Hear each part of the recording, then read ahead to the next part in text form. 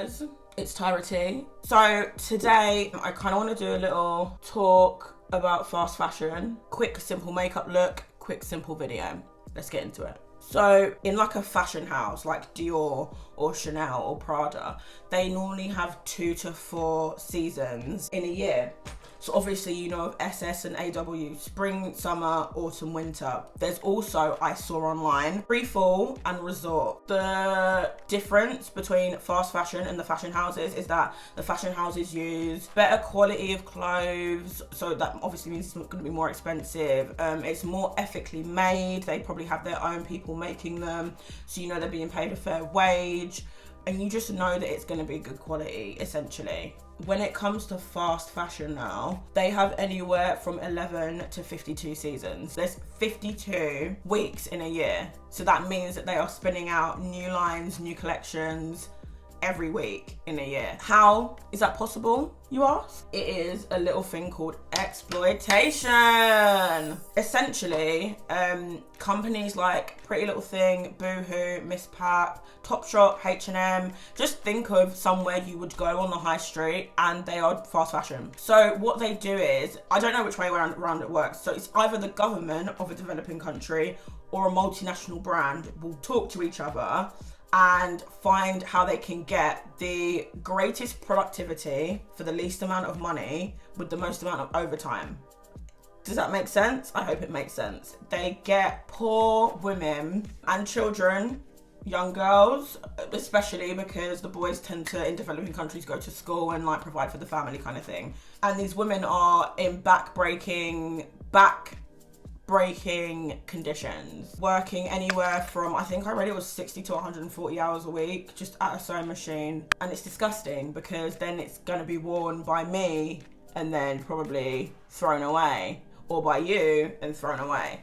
And a lot of these companies, these multinational companies, will go to the lengths of using feminism to promote their products whilst exploiting women in a different country. I know when I used to work in fast fashion, our supply was in China, and it's places like Cambodia, China, Bangladesh, all these kind of places, and these women get paid $45 for the month. That is probably not even one shop on Pretty Little Thing, and they've paid someone for the month.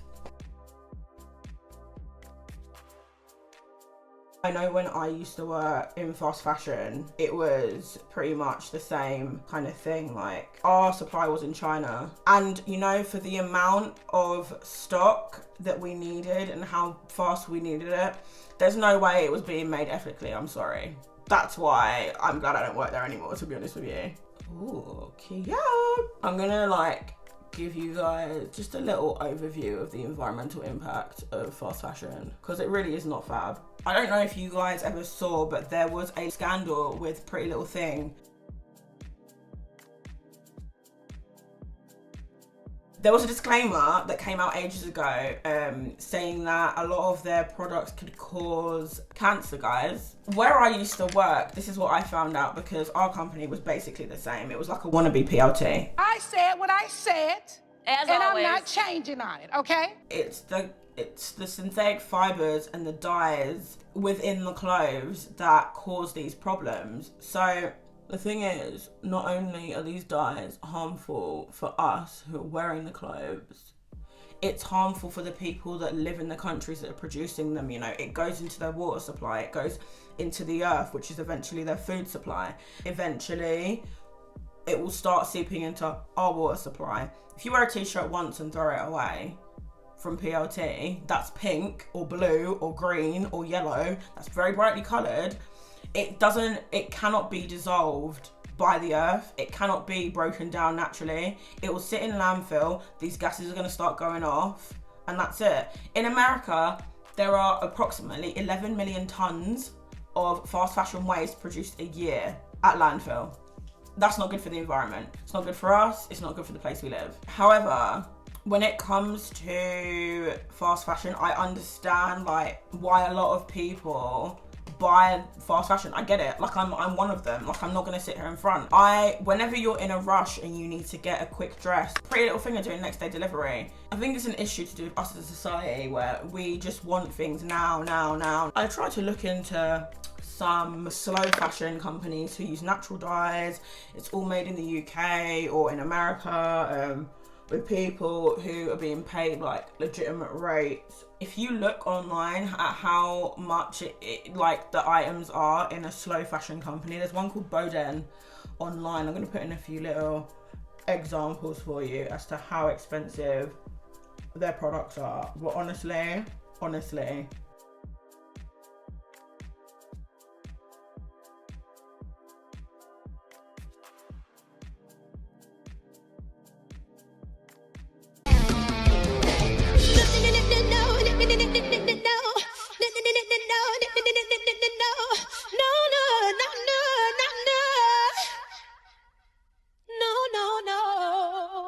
I can go on PLT and get a top for like, if I really wanted to, like £3.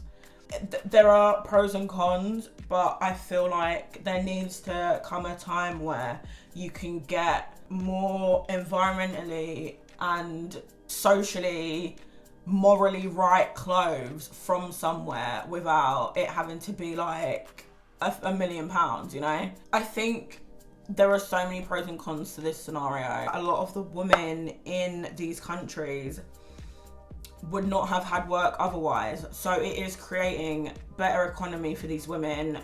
It's giving them skills that they wouldn't have had before. It's giving them income they wouldn't have had before. It's providing their children with food, their households with food, better quality of living, you know. So yeah, it's hard for them, but it's a step towards becoming more independent and women having more rights. You know, everything has to start from somewhere. A lot of women in these companies are actually unionizing and asking for better pay and demanding that they are paid more for their hard work. And I think that's amazing as well, you know. I think in life, you know, not everything starts off perfect and not everything starts off the way it should, but little seeds grow. And I feel like although they're in a shitty scenario, in a few years' time, it's going to pave the way for better working conditions for women and more pay for women that come after them, you know. Everything starts somewhere. I've got a few suggestions on a few potential things you could maybe do to like make it easier on the planet and on these women in other countries. Like, download Depop, see what's on there, see what you like, you know. I think a lot of the clothes that you see on PLT, you could buy off someone off Depop or something similar.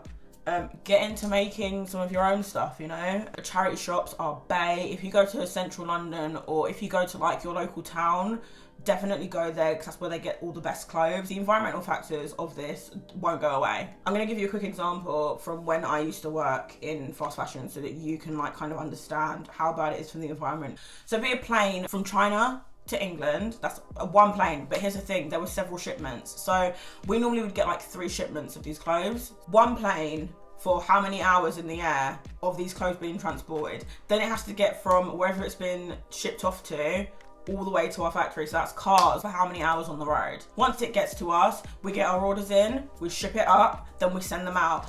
That would be however many couriers, DHL, Royal Mail, DPD, Hermes, whoever the fuck it was to come and get it, send it out. Driving, cars, even more pollution.